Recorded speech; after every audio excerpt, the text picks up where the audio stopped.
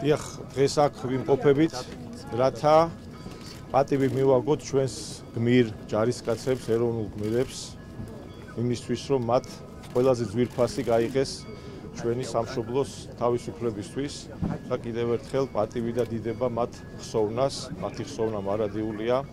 ერთი რამე უნდა ვთქვათ, რომ საქართველოს ყოველთვის ყავდა გმირი ჯარისკაცები, ყავს და მომავალშიც ეყოლება. ეს არასდროს არ უნდა დაისვას კითხვის ნიშნის ქვეშ. ჩვენი ქვეყანა აქამდე რომ მოვედით, სწორედ ჩვენი გმირი ხალხის, ჩვენი გმირი ჯარისკაცების მეომრების დამსახურებაა.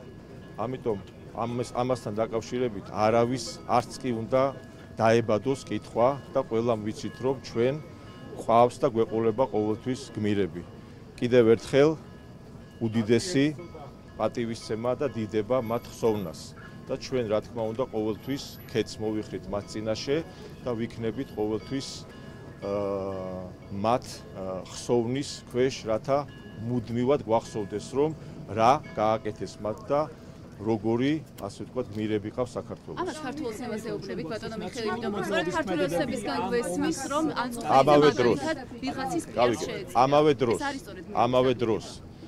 ამავე დროს, რასაც ეს ჩვენი გმირები აკეთებენ და მომავალში გააკეთებენ, ეს არის მათი მოვალეობა, ვალდებულება და მათ იცოდნენ და იციან ჩვენმა ჯარისკაცებმა თუ რას ნიშნავს სამშობლოს დაცვა და რას ნიშნავს იყო სამშობლოს ჯარისკაცი და მცველი. ამავე დროს ჩვენ ვართ სახელმწიფო, სადაც თითოეულ ინსტიტუტს აქვს თავისი ვალდებულება. ეს უნდა გავმიჯნოთ. ჯარისკაცს აქვს თავისი მოვალეობა და ვალდებულება, სახელმწიფო მეთაურებს, ინსტიტუციებს, ხელისუფლებას, ეს პრეზიდენტი იქნება, აღმასრულებელი ხელისუფლება, სასამართლო და შემდეგ ყველას გაგვაჩნია ჩვენი ვალდებულება ჩვენი სამშობლოს წინაშე. მთავარი ვალდებულება არის შევასრულოთ ჩვენი როლი და ვალი ჩვენი სამშობლოს წინაშე. ჩვენი ვალია რომ დავიცვათ ჩვენი სამშობლო, ჩვენი სამშობლოს ინტერესები, გაუფრთხილდეთ, დამამთავრებინეთ, როცა საუბრობ, ხო? ელემენტარულია. როცა დავასრულებ, მე გაქვთ უფლება და როცა საუბრობ, აზრი არ უნდა გამაწყვეტინოთ. ეს არის ელემენტარული ცდილობა. და ყველას გვაქვს ჩვენი ვალდებულება ჩვენი სამშობლოს წინაშე, რომ დავიცვათ ჩვენი ეროვნული ინტერესები. ავარიდოთ ჩვენ სამშობლოს ყველა ხიფათი. უსაფრთხოება არის პირველ რიგში, რომ სწორედ არ მოხდეს, რომ ჩვენი სამშობლო იყოს საფრთხის წინაშე და იყოს ომის, ასე ვთქვათ, საშიშროების ქვეშ. ეს არის ვალდებულება სახელმწიფოსი. ამიტომ ნუ ეფარებიან ის ადამიანები ჩვენი გმირი ჯარისკაცების ვაჟკაცობას და გმირობას. ყველას ჰქონდა თავისი ვალდებულება, რომ აერიდებინა ეს ომი სამშობლოსთვის, მაგრამ ეს არ გაკეთდა.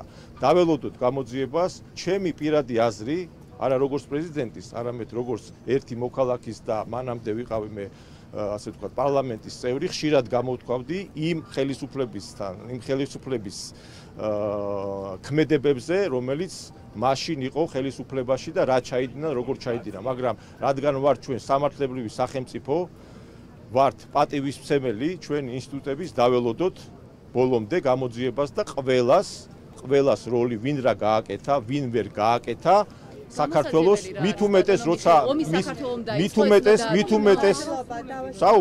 მით უმეტეს ახალგაზრდები, რომლებიც ქილიკით საუბრობენ, რომ მაშინ პატარები იყვნენ, ზოგი ბაღში იყო, ზოგი ასე ვთქვათ არ იცოდა რა ხდებოდა, დღეს ექნებათ ამის საშუალება, როცა მოხდება დასრულება გამოძიების, რომ გაიგონ სიმართლე. ეს არის ჩვენი ვალდებულება, რომ საქართველოს მოქალაქეებს აქვთ ასე ვთქვათ, შესაძლებლობა რომ გაეცნონ სიმართლეს და შემდეგ თავად გადაწყვიტონ თუ რა იყო რეალობა, რომელიც მაშინ სუფევდა ჩვენთან საქართველოში. დიდი მადლობა. ბატონო მიხეილ, საქართველოს ტერიტორიაზე შემოჭრილი ეს რო ვაკავებ. ეს არის დანაშაული. ბატონო შალვა, თქვენ 2008 წლის დღეები გახსოვთ? 7 აგვისტო გახსოვთ? მაშინ დამამთავრებინე და რატო არ საუბრობდნენ? აი ხა მე როგორც საუბრობ. მაშინდელი ხელისუფლება რა საუბრობდა? შემოვიდა რუსებიო, საუბრობდნენ 7 და 8 აგვისტოს? საუბრობდნენ ამას? თქვენ ხო ტელევიზიის წარმომადგენლები ხართ და ჟურნალისტი ბრძანდებით. აი ამაზე მაქვს საუბარი. არქივს არა უყურეთ მომისმინე არქივს ვერ წაშლით. 2008 წლის ეს ბიჭები რომ შეეწირენ, არა დამამთავრებინ ეს ბიჭები. გოგიდა რომ გიპასუხოთ. პასუხობთ. თქვენ ხართ იმ ხელისუფლების წარმომადგენლები, რომლებიც 7 და 8 აგვისტოს ისინი არ ახსენებდნენ საერთოდ რუსებს. არ ახსენებდნენ და არის არქივი. რა გააკეთეს? მე რა მეკადრება არქივი არსებობს. მე რა მეკადრება? რატო არ თქვენსო შემოსული იყო და რატო არ უზრუნველყეს ჩვენი საზოგადოება რომ ეცნობებინათ საზოგადოების რომ 7-ში შემოსული იყო რუსების ჯარი. რატო არ უზრუნველყეს ეს ყველაფერი? საიდან მოიტანეთ რომ არ უზრუნველყეს? არქივი არსებობს, შეგიძლიათ თქვენ ჩართეთ და ნახეთ და თუ არა გაქვთ ამის საშუალება საქართველოს საზოგადოება ამის შესახებ იცის. რუსეთი იმ შუაში არის რომ შემდეგ 30 სტრატეგიული ობიექტი რომ იყიდეს, მაშინ არ იყო რუსეთი ომის შემდეგ რეზოლუციას რომ გეკითხებით ბაბას ლარსე რომ იდგა მაშინდელი პრეზიდენტი და ელოდებოდა რუს ტურისტებს, მაშინ რუსეთი არ იყო დამნაშავე 30 სტრატეგიული ობიექტი თუ მიყიდეს ჩვენ იგივეს კი არ ვაკეთებთ ჩვენ იცი რა გავაკეთებთ საქართველოს კი არ ვაბრალებ საქართველოს არ ვაბრალებ ჩვენ ვართ საქართველოს ხელისუფლება ჩვენ ვიცავთ საქართველოს ეროვნულ ინტერესებს ჩვენ ვიცავთ ამათ დიდებას მაგრამ ამათ დიდებას ვინც დანაშაული ჩაიდინა ჩვენი სამშობლოს წინაშე ვინც არ უნდა იყოს და ვინც იყო ხელისუფლებაში ამათ დიდებას უკან ვერ ამოეფარება ამათ არ ვეუნები ამათ არ ვეუნები პასუხი აგონ ყველამ თავის საქციელზე როცა 7-ში აქ შემოდიოდა თურმე რუსეთი და არ ეუნება საკუთარ საზოგადოებას და პირდაპირ მიდის და იწყებს მანევრებს და სიმართლეს არ ეუნება სხვა რამე საუბრობ მოგიწევთ ვიცი რა არის თქვენ მოგიწევთ ამ სიმართლის აღიარება ან მოგიწევთ აღიარება ან დაემორჩილებით საქართველოს საზოგადოების უმრავლესობას ჟურნალისტი თუ ბრძანდებით არქივს ჩახედეთ და თქვენ თვითონ გასცემთ პასუხს რას აკეთებდა მაშინდელი ხელისუფლება. კარგად. ვიღაცის მიერ შეეწირა ხელისუფლების თქვენი პარტიის განყოფილება.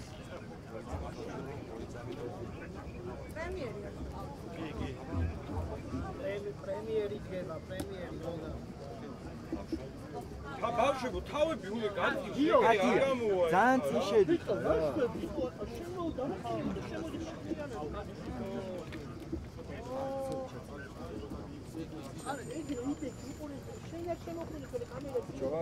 ვიზირზე მუშაობ. არა. ხო. აი. თათია, ძალიან შედიხარ წინ და ცოტა უკან დადეგით რა.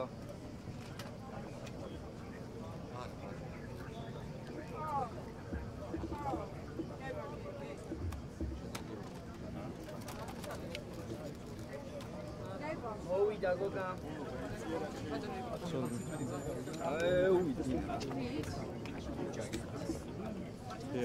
თათია უკან დადი. პატვის მივაგებთ 2008 წლის ომში დაღუპულთა ხსოვნას. 400-ზე მეტი ადამიანი დაიღუპა აგვისტოს ომში. მათ შორის ჩვენი გმირი სამხედროები, ჩვენი გმირი ჯარისკაცები, რომლებმაც დაიცვეს ჩვენი სახელმწიფოს ღირსება, ჩვენი სამშობლოს ღირსება და ბუნებრივია ჩვენი ვალია ყოველ წელს და მუდმივად პატივი მივაგოთ თითოეული მათგანის, თითოეული ჩვენი გმირის ხსოვნას.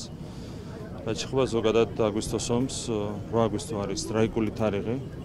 ეს იყო უმძიმესი ავანტურა, ღალატი, რომელიც ჩაიდინა მაშინდელმა ხელისუფლებამ.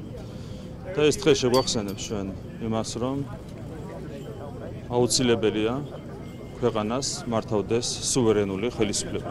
ესეთი ხელისუფლება, რომელიც მოქმედებს საკუთარი ეროვნული ინტერესების კარნახით და არა გარეძალების კარნახით. ჩვენ ბოლომდე დავიცავთ ჩვენი ქვეყნის დამოუკიდებლობას იმისათვის, რომ არ გამეორდეს ასეთი დანაშაულები და იმისათვის, რომ ჩვენს ქვეყანაში დაცული იყოს მშვიდობა, იმისათვის, რომ დაცული იყოს ჩვენი ქვეყნის, ჩვენი სამშობლოს ეროვნული ინტერესები. ეს არის ეროვნული ნაციონალური მოძრაობის მოქმედებები, რომლის შემდეგ ტალიანის დასკვნა ემოსავსება ეს არის საქართველოს ეროვნული ინტერესი. კი, დღეს ჩვენ კიდევ ერთხელ უნდა გავიხსენოთ ყველა ის დოკუმენტი, რომელსაც ხელი მოაწერა მაშინდელმა რეჟიმმა. მათ შორის ეს არის ტალიანის დასკვნა, რომელიც რეალურად მოიწონა მაშინ ნაცმოძრაობის რეჟიმმა, სადაც საუბარია სწორედ იმაზე, რომ სააკაშვილის რეჟიმმა დაიწყო ომი. ასევე ეს არის ევროსაბჭოს რეზოლუცია, რომელიც დამტკიცდა მაშინ ევროპის საბჭოს მიერ პრაქტიკულად ერთსულოვნად. სადაც საუბარია იმაზე, რომ ფართომასშტაბიანი საომარი მოქმედებები დაიწყო სწორედ სააკაშვილის რეჟიმის მიერ და ასევე ეს არის საქართველოს პრეზიდენტის ბრძანებულება საომარი მდგომარეობის გამოცხადების თაობაზე, სადაც მითითებულია, რომ 8 აგვისტოს შემოვიდა რუსეთი საქართველოში. ხო, ამ დოკუმენტებს ბუნებრივია ვერსად გაექცევიან. ეს დოკუმენტები არის იმის უთხვარი დასტური, რომ მაშინდელმა აგენტურულმა ხელისუფლებამ დაიწყო ომი, რითაც მიაყენა უმძიმესი დარტყმა ჩვენს ეროვნულ ინტერესებს, ჩვენი ქვეყნის ეროვნულ ინტერესებს. ეს არის ღალატი. ფაქტების ქრონოლოგია